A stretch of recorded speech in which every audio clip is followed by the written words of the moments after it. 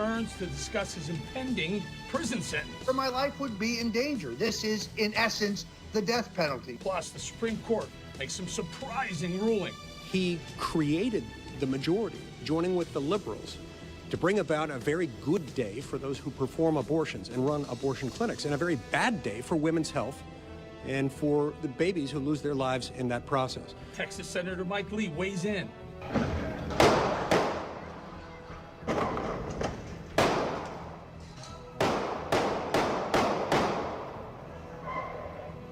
More violence in Seattle's autonomous zone. CHOP organizer Raz Simone explains how a 16-year-old was killed and a 14-year-old wound up shot. Those kids were driving around and they were shooting at people. And this is public information. That's why only reason I'm speaking on it. And reporter for the Daily Caller, Shelby Talcott, is here. And actually a lot of the core organizers of BLM are urging for more peaceful protests because it does hurt their cause. That's all right now in America This Week.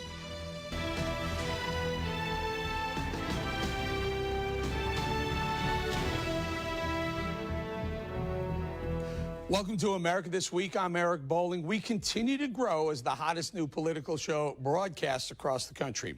Every week I discuss the biggest issues facing our country with the leaders and experts at the center of all of them, including our commander-in-chief. And I'll continue to ask the questions you'll never hear from the mainstream media and hold Washington accountable. Beware the black swan. A black swan is an event that no one can see coming. They tend to be harsh and sneak up on everyone, and they also tend to cause anxiety and confusion. Some create tidal change in the way we live. Now, before you go there, no, black swan is not a racist term. The actual creature in nature is very rare and unique, so not necessarily good nor evil, just surprising to see and moving when you do see a black swan. The internet was a black swan.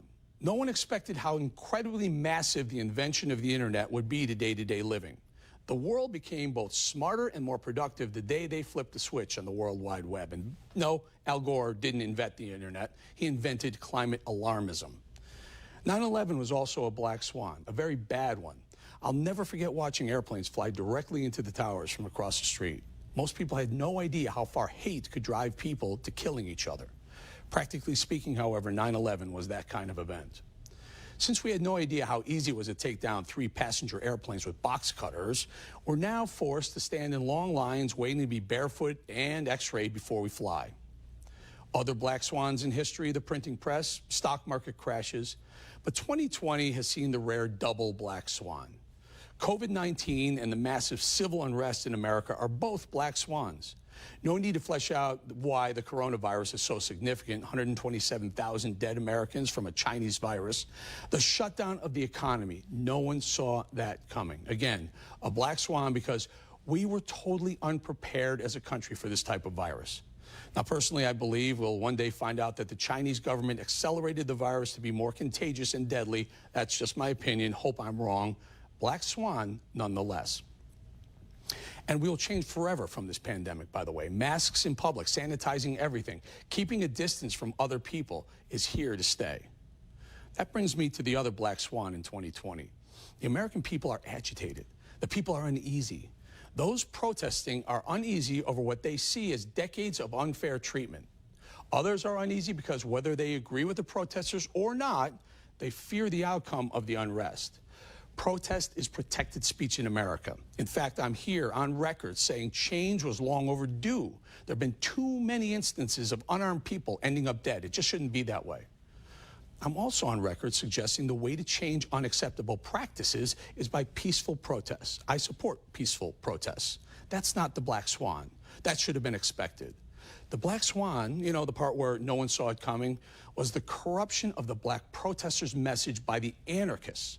Watching Antifa take a perfectly peaceful and righteous protest and turn it into bricks being thrown through windows, burned out cop cars, mom and pop businesses picked clean by looters, and general mayhem, that's the black swan.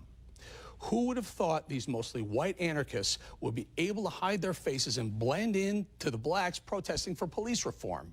Sadly, I believe those agitators, those anarchists, are detrimental to the black protest message. I'm not here to judge, just to call it the way I see it, balls and strikes, you know what I mean?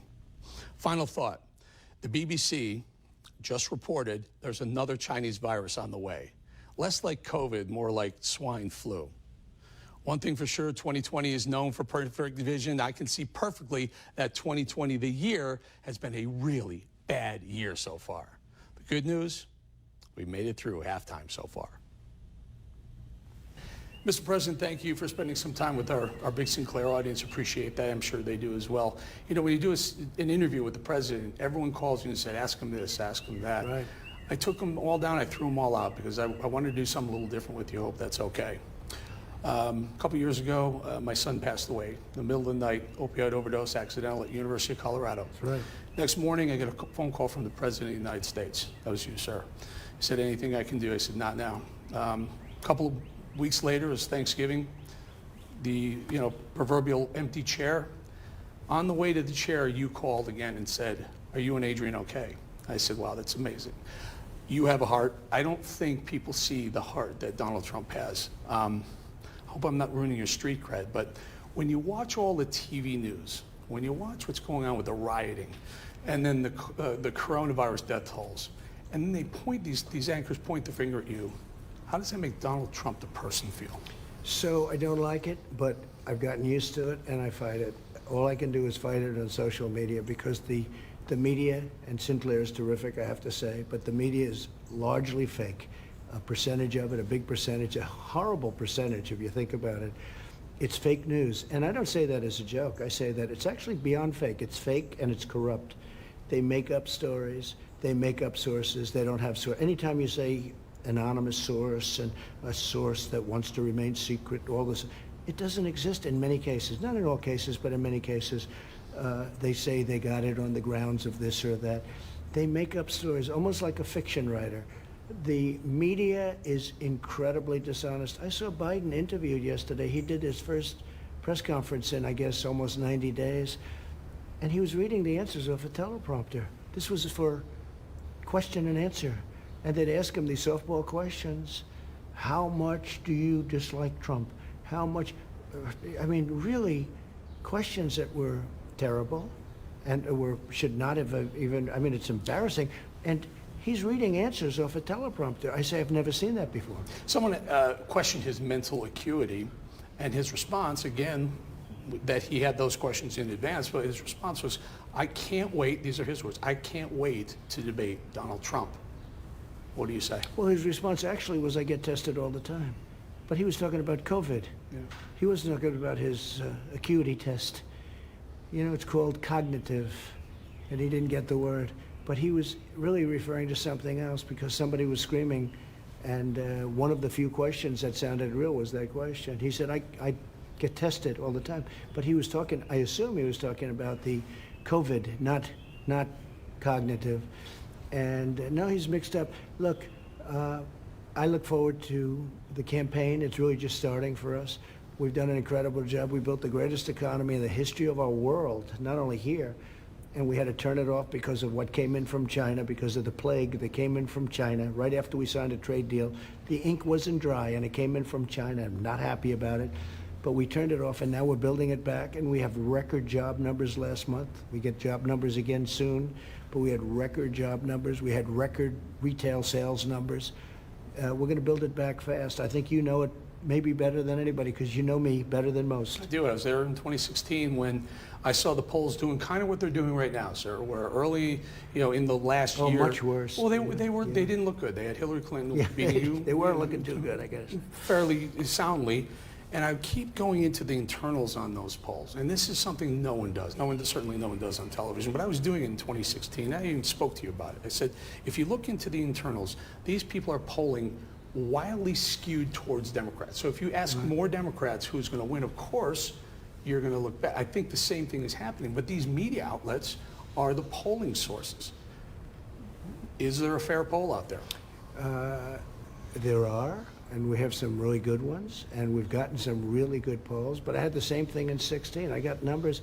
I was 14, 15 points down in some polls in front of the last election, and then I won. Now, I think we did come up a lot of the last week, but we didn't come up numbers like that.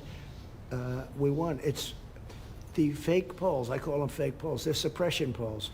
they're meant to dampen the enthusiasm of your voters, of your people, because we have tremendous enthusiasm. You know, we're up 30 points in enthusiasm. That's a very important word, in enthusiasm over Biden. Take a look at voting. There's thousands of votes all over the place. Trump, Trump, we love Trump. Motorcycles. You look at all of the motorcycles. They're all over the highways with the Bikers flags. for Trump. We Yeah. have a group, Bikers for Trump. They're incredible people, and they're all over the place. They have many groups actually, but one of them is Bikers for Trump. Thousands and thousands of people, construction workers, Truckers. police. The police are with us. The military's with us. Can I stay on rebuilt the police for a military. minute? A lot of people ask me, what is Trump going to do in a second term regarding the civil unrest that's going on right now, defund the police? Tell us the difference between Donald Trump second term and Joe Biden first term when it comes Well, to he the wants police. to defund and abolish police because that's what he's being told to do. He's not making his own decisions. The radical left is doing, I mean, they're telling him what to do. He wants to defund and abolish the police. And you see it, what they're doing in Minnesota. Take a look at what they're doing in Minneapolis. Take a look at what's going on. Now, if I wasn't here, Minnesota would have been a disaster because I was very strong. You got to get the guard out. When they finally got the guard out, everything ended. What happens, you're pushing for federal sentencing penalties for taking down statues to be increased and to be very tough on them. What happens when a governor or a mayor says, we're ignoring the federal statutes, we're going to let you pull down those statutes? It's not only that we're pushing, we already have it. Yeah. I took out an old act, the statues and monuments, and we were going to have thousands of people in Washington last week, and nobody showed up because they get a 10-year jail term now. They push down a statue. They even touch anything. It's a very tough act. You couldn't get a thing like that approved today. I took it out, and we used it, and you see the difference. You haven't seen any riots. You haven't seen people doing things lately, and the reason is 10 years in prison. If they knock down a statue, now it started with Confederate soldiers, and then they started hitting George Washington, Abraham Lincoln, and they started hitting Thomas Jefferson. And, I'm going to a very special place this weekend, as you know, very beautiful monument. It's called Mount Rushmore. And somebody said they want to see that come down. That's never coming down. And we're going to run it the way I've been running it. Very tough. Now, we had to see what was going on for a period of a week and a half. Once we saw what was going on, I did this act last week, a week ago, a little more than a week ago, and it's been very powerful because people don't want to go to prison for 10 years for knocking down a statue. And most of these people, they're anarchists or they're agitators. Most of them don't even know what they're knocking down. Whether it's Andrew Jackson, they were doing Andrew Jackson a week ago. Almost got it down, but I had people go in that were very strong, and they went and did a good job. The ropes were up, everything was ready. We got it just in time. Andrew Jackson was a great general and a good president, very good president, probably two-term. And we did a good job. If I weren't here, all of Washington would have been knocked down. That's what would have happened. You would have had Washington knocked down. With somebody like a Biden, where there's no law, there's no order, everything would have been knocked down. But I'm here. Yeah. Mr. President, before I let you go, everything seems to be political now. We talk about masks. You can see this really nice Good. Trump I like It's that. really nice Trump It's mask. nice. Will you consider wearing a mask? And if not, how come? Well, I've already had masks, and I've worn a mask. And if I'm near people, you were tested, right, just now? I was tested. And everybody that's around me as president gets tested. That's like standard. And I keep distances. I'm, supposed to keep a distance, and I keep distances. But if I needed a mask, if I was in a crowd, a lot of people and everything else, I'd wear them. I have no problem with a mask at all. And I tell people, but I have a different kind of a life. Being president, you have a little bit of a different life. You're not that often. I don't think it makes sense when you walk up. I see Biden walking up on a stage where there's nobody around, and the audience is 25, 30, 40 feet away. Not too much of an audience either, by the way. And he's speaking, and he has a mask on. And you can't even understand what he's saying, or he takes it off up there. When there's nobody around, I don't see any reason to be wearing it. But no, I have no objection to masks whatsoever. Do what you're supposed to do, and also do what makes you feel good. All right, there you go. There's some breaking news right there. Appreciate that. Mr. President, we'll let you go. It's hot, and you're a busy man. That one final thought. John Hannity asked you about your second term, and the left was upset with it. They said he wasn't sure what his second term's all about. Let's do it. Let's do a retake on that. What is Donald Trump's second term? What's the main focus for that? Well, I didn't hear anybody was upset with it, but I will tell you it's very simple. We're going to make America great again. We are doing things that nobody could have done. We've rebuilt the military. We have a ways to go. We've done things for the vets like nobody's ever seen. We can do even more. We did choice, as you know. We did accountability. What we've done, nobody's been able to do. But we have more to do. Economic development, jobs, trade deals. The trade deals I've made are incredible. We made the great deal with China. Of course, as I said, the ink wasn't dry before we got hit with the China plague. But we made the deal. In fact, today is really the first official day, the USMCA, that's Mexico and Canada. This was NAFTA, one of the worst deals ever made, one of the worst trade deals. We suffered with that deal for many, many years, and nobody could terminate it. I terminated it, gave you a new deal. I made a new deal with South Korea. We have many great trade deals. Our country will be so strong at the end of our first term. It's going to be great. It would have been phenomenal. We got hit with the plague.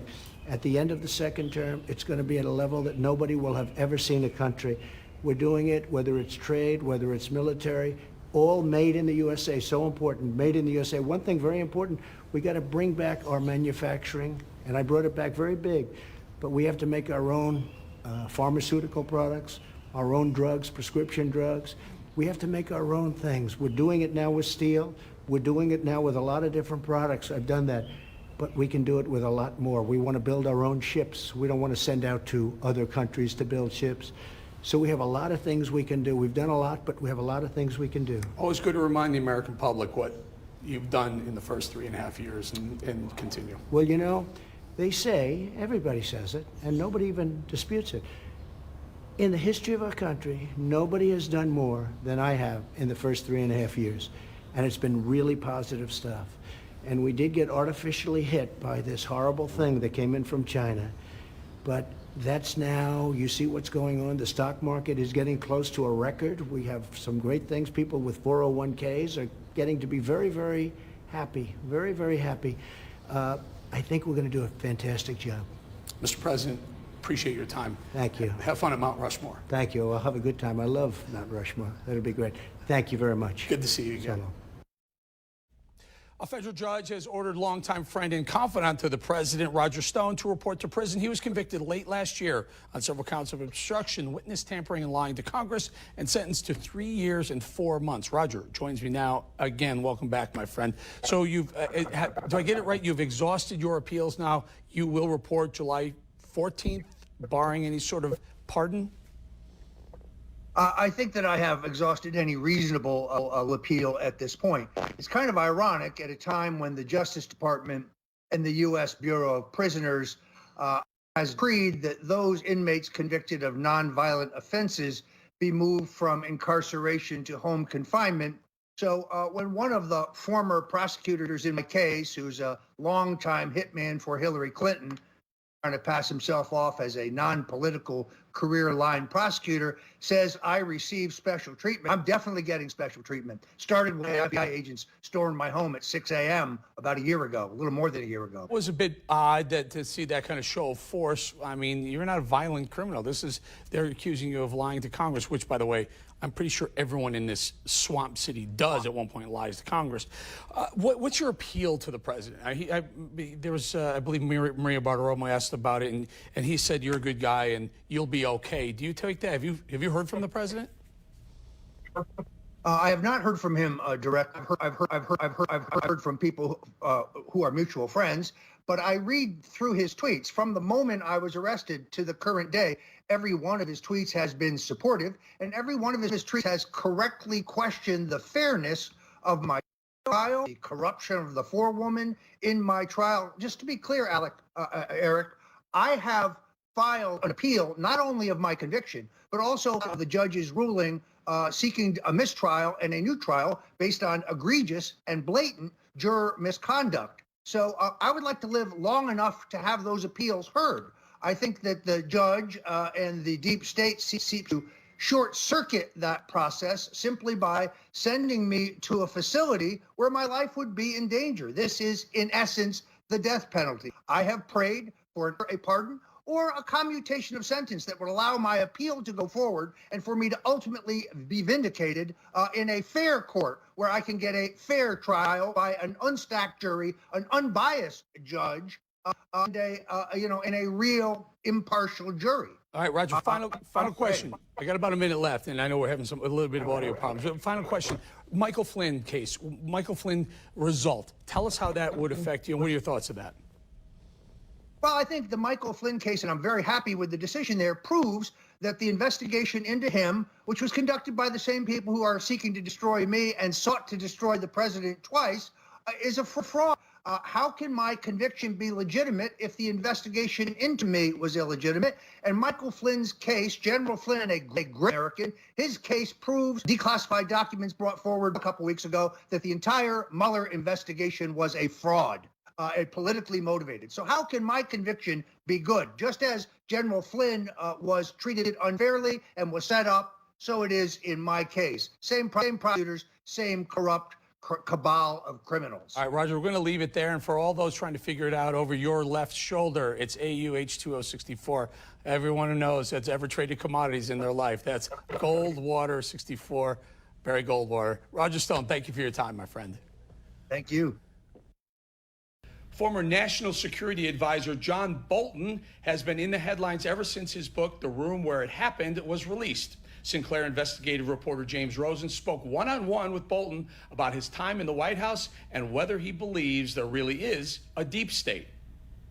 You are going to do a fantastic job, and I appreciate you joining us. Thank you. To his job as President Trump's White House National Security Advisor, John Bolton brought a hawkish worldview and decades of experience near the pinnacle of power, including service as the U.S. ambassador to the United Nations. He's been known not to tell the truth a lot. But Bolton left the Trump White House after only 17 months, concluding the commander-in-chief he served to be volatile, corrupt, a danger to the republic. The scathing portrayal on offer in Bolton's #1 bestseller, The Room Where It Happened, a White House memoir. How soon into your tenure was it manifest to you that this man is, as you now conclude him to be, unfit for office? Well, it took place over a period of time. I was delighted in the first 30 days that we were able to announce that the United States was withdrawing from the Iran nuclear deal. And I have to say, I've been criticized for not resigning sooner than I did, and I've been criticized for resigning at all. It's a hard personal decision to make. Bolton's memoir alleges his boss privately pleaded with Chinese President Xi Jinping to increase Beijing's purchase of agricultural products from swing states in order to bolster Mr. Trump's re-election prospects. It's a portrait that conflicts with the enshrined narrative of this president being tougher on China than any of his modern predecessors. What impact do you see your memoir having on that narrative? Well, I don't think the narrative is correct, and I don't think it's enshrined. I think history is going to have a very mixed review of Trump's China policy. Trump's policy toward China is much like his policy toward most of our other adversaries. It comes and it goes. Would the country be better off if Hillary Clinton had taken the oath of office? I don't know the answer to that question. I think they were both bad choices for very different reasons. Does the deep state exist? I think there is a permanent bureaucracy. I think public choice economic theory tells us that those bureaucracies have cultures of their own. The State Department is very different from the Justice Department. And there are subcultures within departments, too. I don't use the phrase deep state. I think it's misleading. It implies more of a dark force than exists. I don't think the bureaucracy collectively is that smart to be able to sustain a deep state. I think there are deep states in authoritarian societies. I don't think there's one in the United States. Yet President Trump has alleged that senior officials in the closing months of the Obama administration spied on his campaign and transition team. Allegations that U.S. Attorney John Durham of Connecticut has been probing in a criminal investigation underway for more than a year. I wonder if your tenure at the NSC afforded you any insight into whether you think crimes were committed or abuses of power against the Trump campaign more or less along the lines that the president himself has been alleging for some time? Well, during my time at the NSC, I didn't learn anything in response to your question new or different than what everybody watching has seen in the newspapers. I have to say, based on that information, I think General Flynn was very badly treated. But I do think there's a tendency in some law enforcement circles when people get high enough elevated that they begin to think they answer to a higher morality. I'm not saying necessarily that happened here, but the thought has crossed my mind. I close with a kind of a personal question. I've known you a long time, but here in the current circumstance, it seems to me that you are enduring a different kind of reputational campaign against you. This goes beyond calling you a warmonger. This paints you as Judas. What's it like? Well, it's not pleasant, but I am strengthened by the fact that what I tried to do in the book was to tell the truth as I saw it. That's all that anybody really can do. I've laid it out there for the American people to decide. They'll be the ultimate judges. And of one thing I am confident, Donald Trump's time will end. And I hope that that allows us to get back to a more normal politics in America. My loyalty in politics has always been to philosophy, not to any one individual, and that sustains me as well. A federal judge has ruled Ambassador Bolton likely published classified information and could face seizure of his profits, even potential prosecution. A source close to the author says he hasn't heard of any such moves and will, if necessary, fight them in court. Reporting for America This Week, James Rosen. Eric? Thank you, James, for that interview. Now, from DACA to LGBTQ rights and abortion restrictions, the Supreme Court handed down some blockbuster decisions in an already highly political year. Joining me now to discuss, Senator Mike Lee. Senator, thank you for joining us. If I'm not mistaken, I'm not that old yet. I think you were on a short list to be one of the Supreme Court justices that Donald Trump appointed, maybe during the Gorsuch time. Is that true, first of all? Yes, that's my understanding. It's a lifelong fascination that I've had. I used to watch my dad argue in front of the U.S. Supreme Court. Here's my question. One doesn't go through that as a child without thinking about the court a lot. Tell me about the Supreme Court right now, the balance of power in the Supreme Court. What is going on? Explain it to the American public. You know, there are some interesting things happening. We've had several conservative justices appointed to the Supreme Court. In some instances, they've made decisions that are not exactly in harmony with the conservative judicial principles of textualism and federalism, meaning our hope in each of these justices' cases was that we'd have somebody on there who would interpret the law in individual cases based on what the law says, rather than on the basis of what they might wish it had said. And there is a big difference. We've seen that difference play out in a few cases in the last 2 weeks. And, Bo, I'm pointing specifically at Chief Justice John Roberts, who has been voting with the liberal minority and changing the makeup of the court, so to speak. Is he independent? Is John Roberts independent or liberal? Well, Chief Justice Roberts has made some big mistakes, including this week. Look, this week he created the majority, joining with the liberals, to bring about a very good day for those who perform abortions and run abortion clinics, and a very bad day for women's health and for the babies who lose their lives in that process. And most importantly, the law that he voted to invalidate this week, Act 620 from Louisiana, was enacted specifically to protect women's health. It didn't prohibit abortion. It simply said that those performing abortions in Louisiana needed to have a license and admitting privileges to admit people to the hospital within 30 miles of the abortion clinic. The Supreme Court, with Justices Ginsburg, Breyer, Kagan, and Sotomayor, and joined by Chief Justice Roberts, concluded that that somehow is unconstitutional. This is nonsensical for several independent reasons. First of all, there's nothing that backs this up in the Constitution of the United States. Secondly, the plaintiffs in that case lacked standing. They didn't even have their own constitutional rights asserted. They were trying to assert the rights of third parties not before the court. You can't do that. Thirdly, their reasoning was illogical and was justified on the basis of stare decisis when it wasn't warranted under those circumstances. Right. You know, folks, we're going to leave it there. I know Mike Lee for a very long time. Senator, you are one great constitutionalist, and I will tell you, I'm going to tell our audience right now, the reason why there was such a push in 2016 to elect Donald Trump, one of the reasons, even people who didn't like Donald Trump were pushing to have him elected because they knew the Supreme Court would be dependent on the next president, the 45th president. Donald Trump has placed two. If he wins another term, there are likely going to be one, maybe two replacements. Mike Lee, folks, you're looking at him right there. I'm going to say thank you to you, Mike Lee, because there should be one of your shortlisters, if not the next justice on the Supreme Court. Mike Lee, thank you for your time. Thank you, Eric. Straight ahead, a 16-year-old boy is shot and killed in Seattle's CHOP, and another boy is in the hospital. I discussed the deadly violence with CHOP organizer Raz Simone. Plus, she's a reporter for the Daily Caller who's covering the protests from D.C. to New York and even had some tense moments when protesters confronted her. You don't want to miss my interview with Shelby Talcott.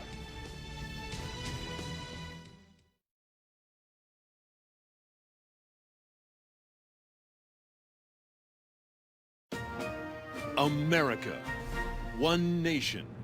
From Florida to St. Louis to Seattle. America This Week. America's fastest growing political show. Delivers facts, not falsehoods. Well, there's a lot of misinformation out there, and I appreciate the opportunity to clear some of it up. Hard-edged opinions. We can no longer rely on China to be the primary producer of so many critical products that we need at a time of crisis. Tough topic debates. Has the mainstream media vetted Joe Biden the way they vetted others on the right? I just believe that all women have the right to speak their truth and that those truths should also be investigated. The end, regardless of what political party they are a part of. America This Week reveals the topics and issues that pulse throughout America. Fighting COVID-19. We're working with every single state to be able to detect outbreaks before they spread into the community. And the path forward. Getting back to some degree of normality, that will come. We will get over this. America This Week investigates chaos at the southern border. Go, go, go, go, go, go, go. The poisoning of America. It's in the soils, it's in the water, and it's in our blood. Toxic chemicals linked to multiple cancers found in towns across America. We were poisoned, and we are still poisoned. Almost every day, there is a new community that is finding out that their water is contaminated. America This Week relentlessly seeks the truth on your behalf. I'm Eric Bolling. Join me for a fascinating look at America This Week.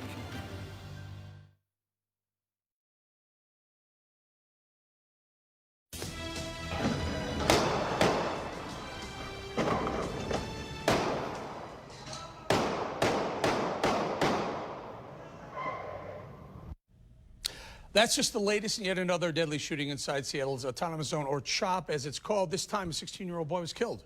14-year-old is now in the hospital fighting for his life. This is at least the fourth shooting inside the Capitol Hill organized protest. One of CHOP's most recognizable organizers, Raz Simone, is back with me. Thank you for joining me again, Raz.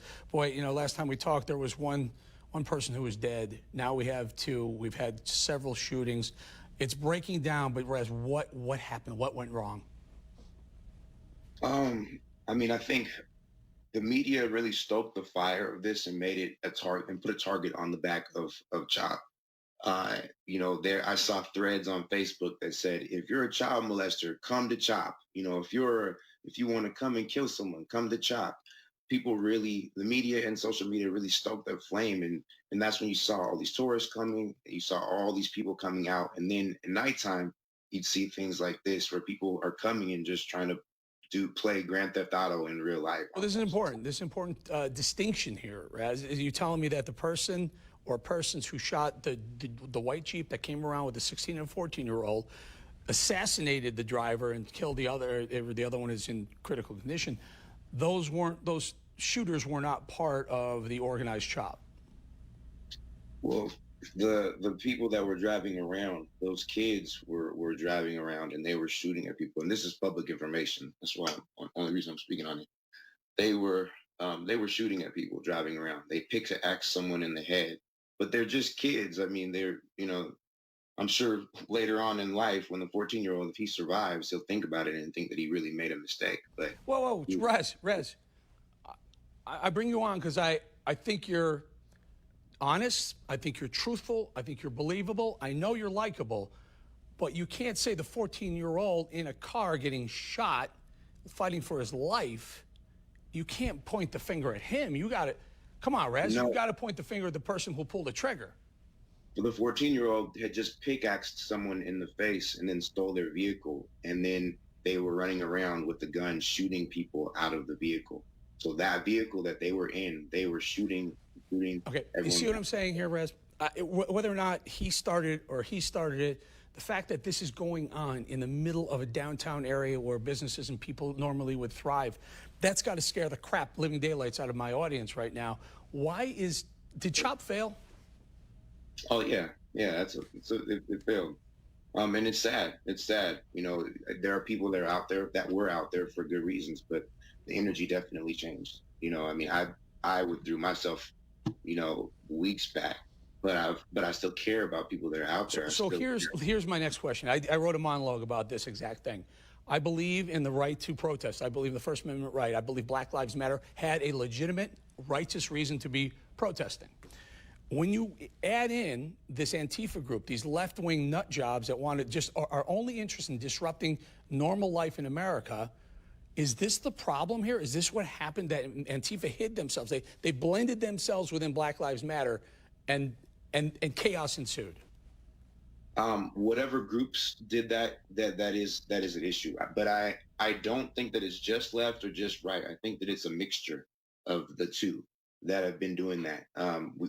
There's so many different agitators, so many different weird things, and kind of secret agents and things. I mean, it sounds all like it sounds like a conspiracy, and I'm not really a conspiracy theorist, but really watching it with your own eyes and hearing conversations, it's trippy. You do have a lot of that.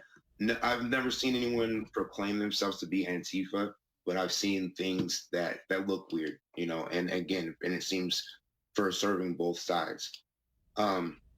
So it's definitely frustrating to see that happen. It definitely got hijacked a while ago. I wasn't, like I said, I wasn't there.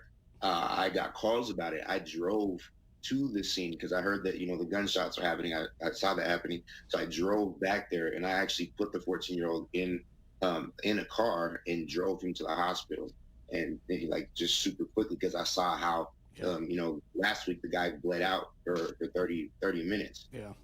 So I didn't want to let that happen. I knew a lot of people were traumatized and didn't know how to deal with the situation.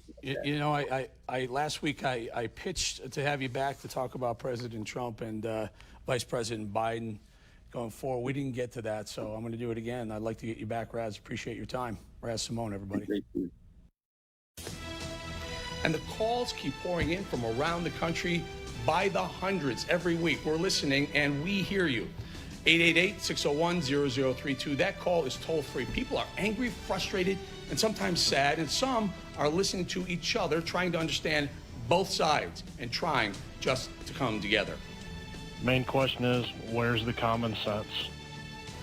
I'm just beside myself with the lack of common sense and the garbage that's going on. I think you do try to give fair reporting, even though you're on the right and even though you're a Trump supporter, which I am not.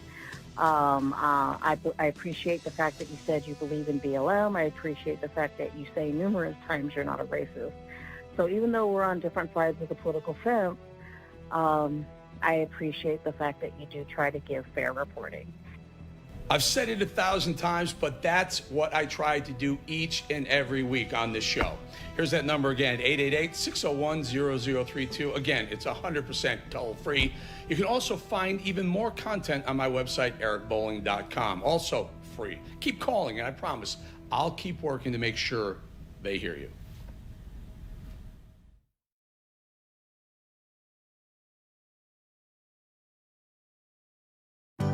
United we stand, we never fall. This perilous fight, it takes one and all. Everyone stands, American strong, strength by one equals strength by all.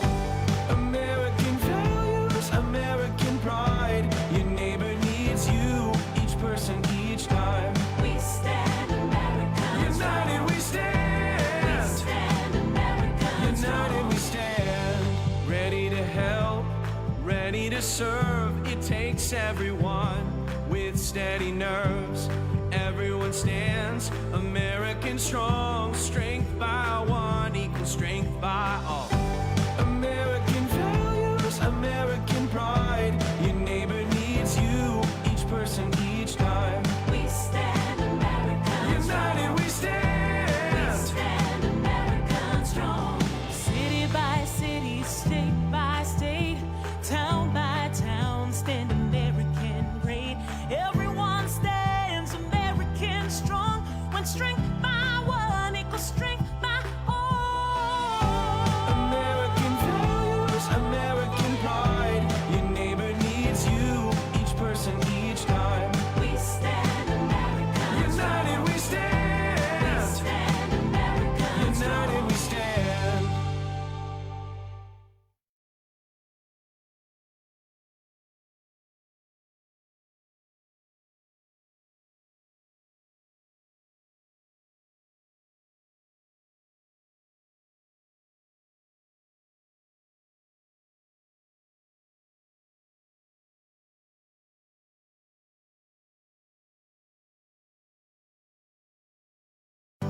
United we stand, we never fall. This perilous fight, it takes one and all.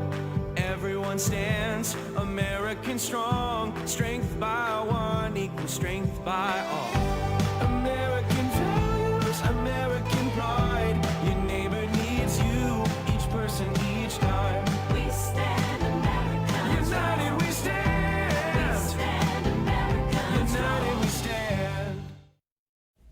Shelby Talcott is the media reporter for the Daily Caller. Now, Shelby, you've been monitoring and reporting on Trump in Seattle. Most recently, you've been at Occupy City Hall in New York. I've seen you all over the place. Give us some sense of the experience you get. Who are these people? So it sort of depends actually where you go.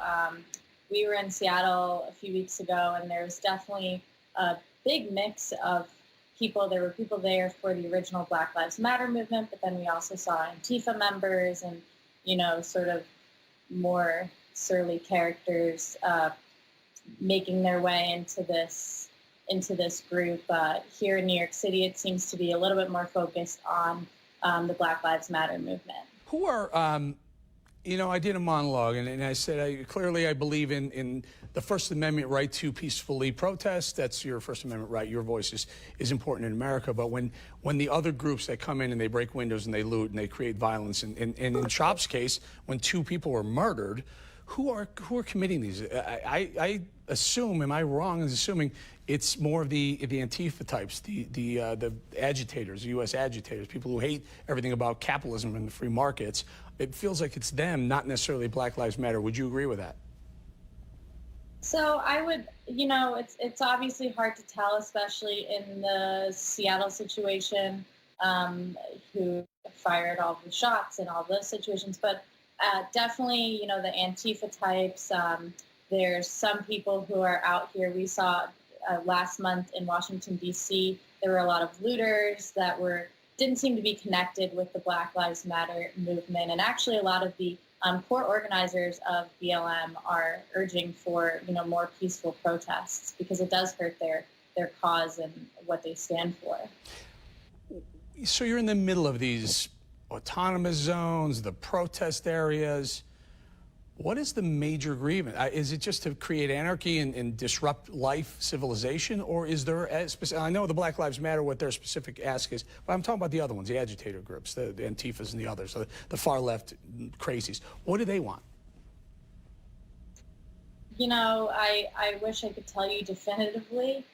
Definitely, you know, the Antifa group is anti-fascist, so they sort of want to just disrupt everything.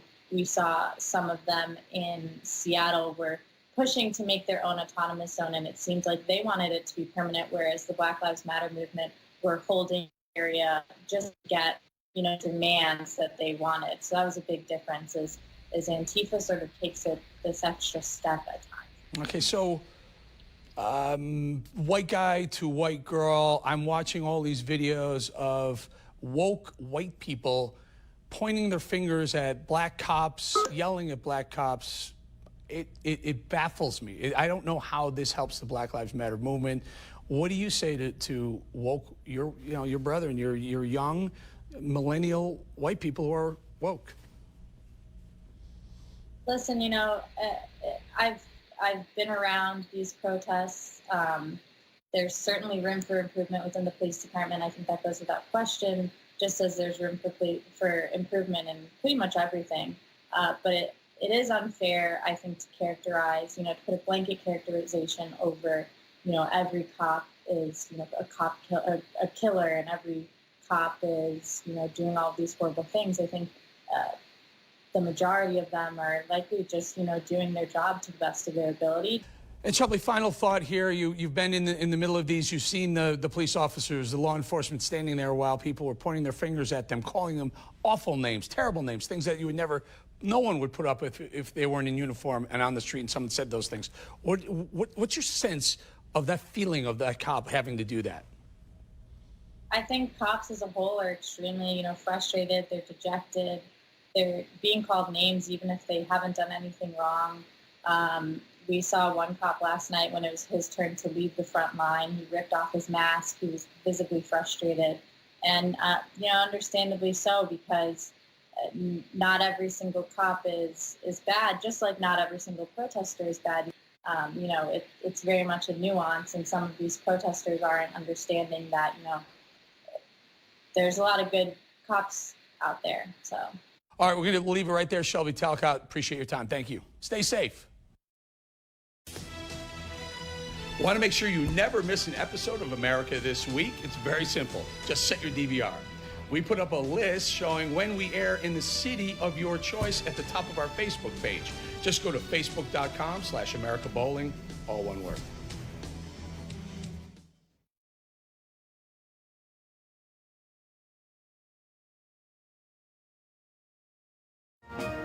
America, one nation, from Florida to St. Louis to Seattle.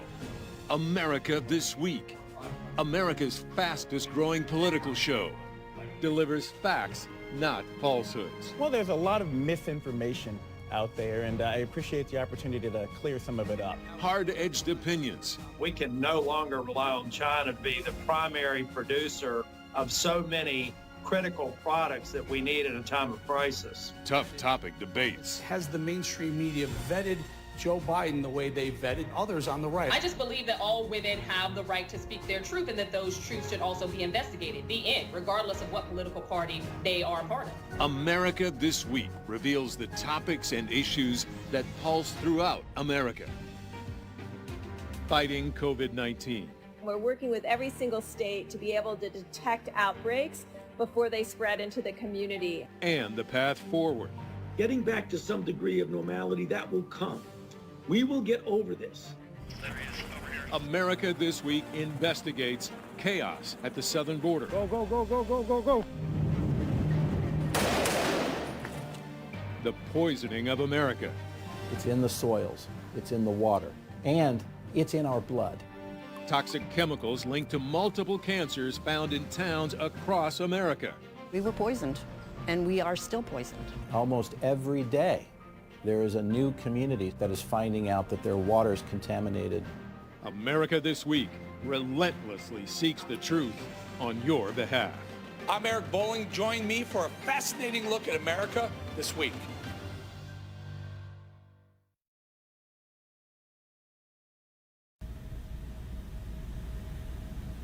Now it's almost July, and it seems like our wartime president has surrendered, waved the white flag, and left the battlefield. And Vice President Joe Biden finally held a press conference this week. Now let's hear from both sides of the aisle here, going head-to-head. Political commentator, good friend Amisha Cross, and former Deputy Assistant to President Trump, host of America First on Salem Radio, Dr. Sebastian Gorka. Amisha, I'll give you some high five, give you a virtual high five. Your candidate finally got out of the basement. How did he do in the presser? Well, I think that Joe Biden did exceptionally well. This was a strong day for him. He came out swinging. He had a full understanding of where President Trump now stands, with a lot of people losing faith, losing a lot of their, push to support him. We're looking at a president who is now double digits behind Joe Biden in the polls running up to the November election. We're looking at a president who has not held up his end of the bargain in protecting America from the spread of coronavirus. We're seeing hundreds of thousands of more cases every day. So I think that Joe Biden, he had his pulse to the nation, and he spoke to a lot of the issues that President Trump has, quite frankly, dropped the ball on. All right, Sebastian, what about it? How did Joe Biden do on his first presser in 90 days? It's very amusing. I think he has a career ahead of him, Eric, in stand-up comedy. A man who comes out and gives a speech about the president surrendering and not being on a battlefield after he, Joe, sleepy, creepy Joe, has been hiding in his basement for 90 days.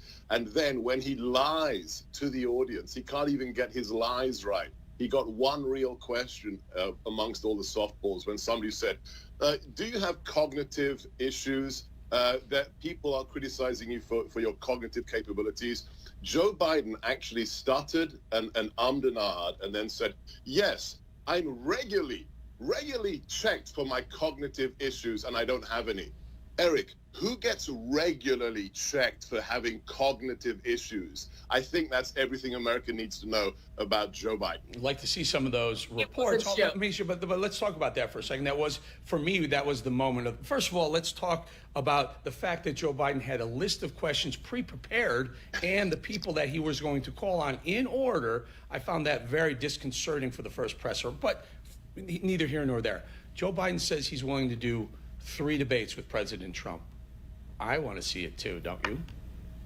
Absolutely. I'd be extremely excited for the debates. I think that America needs to see, both candidates actually go head to head in those types of conversations and answer the questions that are pressing people the most. I'm definitely ready to see all of those debates happen. It's tradition. It's what America wants to see. We know that people typically don't make their decisions on who they're going to elect until closer to the election time. We're still, almost 130 days out. A lot can change between now and then. Debates matter. Sebastian, so a lot of my friends come up and they see the polls. They say, should we worry? And I'm like, listen, if Misha points out 130, whatever it is, 4 months away, a lot can happen those 4 months. 3 big things are going to happen, 3 debates, and I believe that's where America will decide who the next president will be. I think you're absolutely right.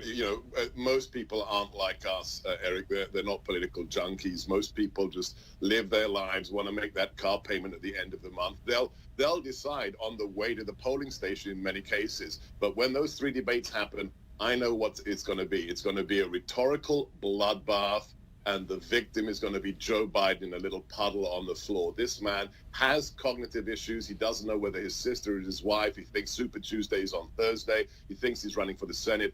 That up against my old boss, Donald Trump, that should be a pay-per-view event. And if you remember, Misha, in 2016, Hillary Clinton was leading in the polls. When it got to the debates, Trump really crushed her. And I think that is what changed the 2016 election. You don't think the same risk for the Democrats in 2020?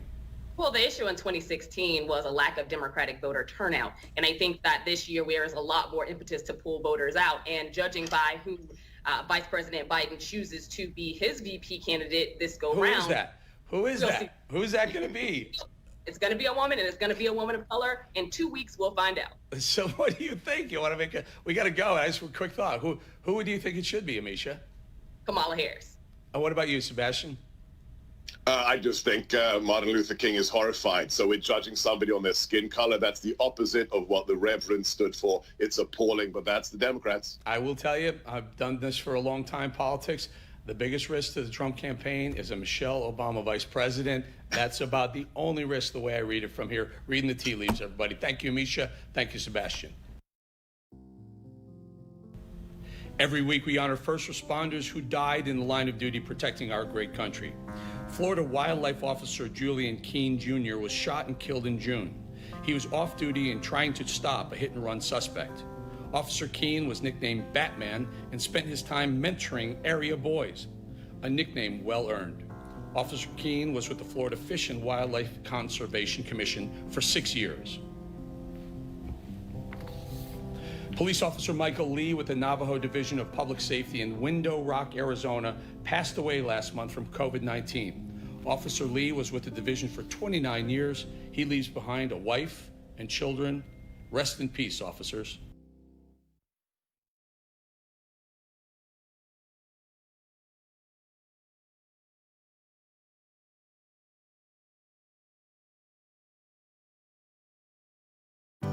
United we stand, we never fall. This perilous fight, it takes one and all. Everyone stands, American strong. Strength by one equals strength by all. American values, American pride. Your neighbor needs you, each person, each time. We stand, America. United we stand. We stand, America. United we stand. Ready to help, ready to serve. It takes everyone with steady nerves. Everyone stands, American strong. Strength by one equals strength by all. American values, American pride. Your neighbor needs you, each person, each time. We stand, America. United we stand. We stand, American strong. City by city, state by state, town by town, stand American great. Everyone stands American strong. When strength by one equals strength by all.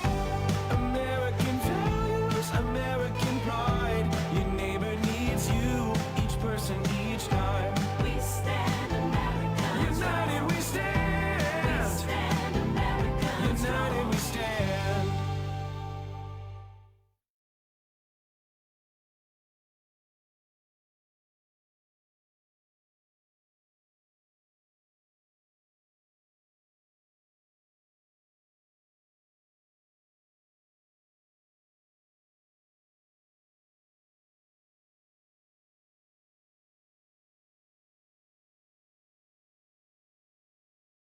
America This Week, America's fastest growing political show, points out how rough and tumble politics shape opinion in every region in our country. We tell American stories, stories that touch our people, determine our politics, focus on the future of America. I'm Eric Bolling. Join me for a fascinating look at America This Week. Thank you, everyone, for another great show on America This Week. This weekend, as we celebrate our nation's independence, I hope we all stay safe and remember those who gave their lives so we could be a free country. We also can't forget the men and women who've died protecting our freedoms, and those who are actively doing so right now. God bless them all, their families, and God bless America. See you all next week, folks.